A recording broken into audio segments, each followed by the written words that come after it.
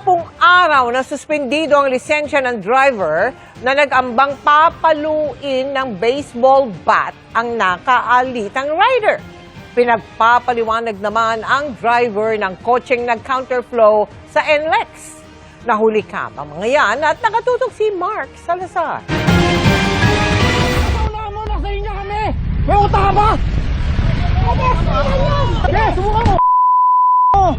Inamba na ng driver ang kanyang baseball bat sa ulo ng rider. Buti na lang at hindi ito nauwi sa mas malalang sitwasyon. Bakit? Sige! Bigyan ka naman eh! Manakit ka! Manakit ka! Bigyan ka naman eh! Ano ba ang mitya ng pagkakainisang ito? Bandang 4:30 ng hapon sa kahabaan ng Molino Boulevard sa Bacoor, Cavite noong Martes, magkasunuran sa kalsada ang motorsiklo at SUV.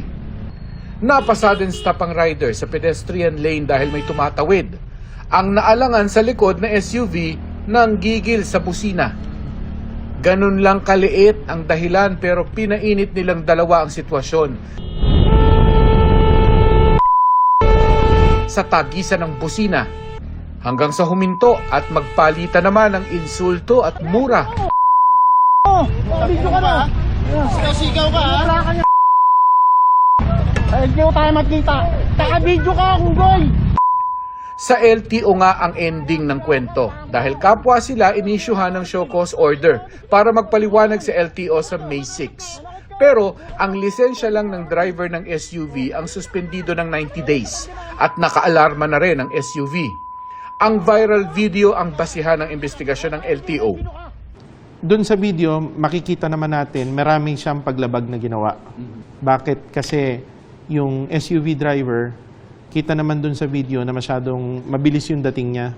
Hindi niya na-control may tricycle sa kaliwa. Kumabig siya doon sa kabilang lane na yung motorsiklo biglang huminto dahil nga may tatawid, muntik niyang matamaan, nataranta siya. Hanggang sa pumunta na sila sa road rage. Nagbabaan sila, nag-away, naglabas ng bat. Posible raw na i-revoke ng LTO ang lisensya ng SUV driver. Yung pagbaba mo ng sasakyan at may dala-dala kang bat, para sa akin, hindi lang suspension ang dapat mong abutin dyan. Paalala ng LTO, imbis na baseball bat, pasensya na lang at pagpapakumbaba ang bitbitin tuwing sasabak sa kalsada. Maraming paraan yan. Pag may pinakamalapit na pulis, magsumbong sila sa pinakamalapit na pulis. Yun ang tanging dahilan. Pero hindi yung sila yung makikipag-away sa kalye. Humingi lang sila ng paumanhin. Ano ba yung ilang minuto, ilang segundo na pabayaan mo na? Sa Bukawi Toll Barrier naman ito sa NLEX noong Lunes, bandang alas 4 rin ng hapon. Kuha sa dashcam ang napaka-weird na eksenang biglang nag-U-turn ang kotseng pula imbis na dumiretso sa toll gate. Saka nag-counterflow na parang wala lang. Ngayon lang ako nakakita nag-U-turn sa gitna ng NLEX. Sa tagal ko na rin nagmamaneho.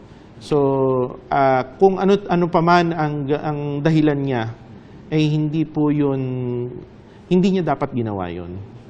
Kasi yun na nga parate, naglalagay ka ng sa delikadong antas yung mga kasamahan mong driver sa kalye. Hindi kayang ipaliwanag ng nag-viral na video kung ano ang tumatakbo sa isip ng driver ng kotse. May pagkakataon siyang magpaliwanag sa LTO dahil inisyuhan din siya ng show cause order. Pero pwede raw itong umabot sa revocation din ng lisensya. Pwede po. Kasi ano po yun, expressway yun Yun nga hong simpleng swerving, change of lane na pupunta sa reckless How much more yung ginawa niya na nag-U-turn sa gitna ng expressway. Sa ngayon, suspended muna ng 90 days ang kanyang lisensya at nakaalarma din muna ang kotseng binaneho niya. Mark Salazar, nakatutok 24 oras.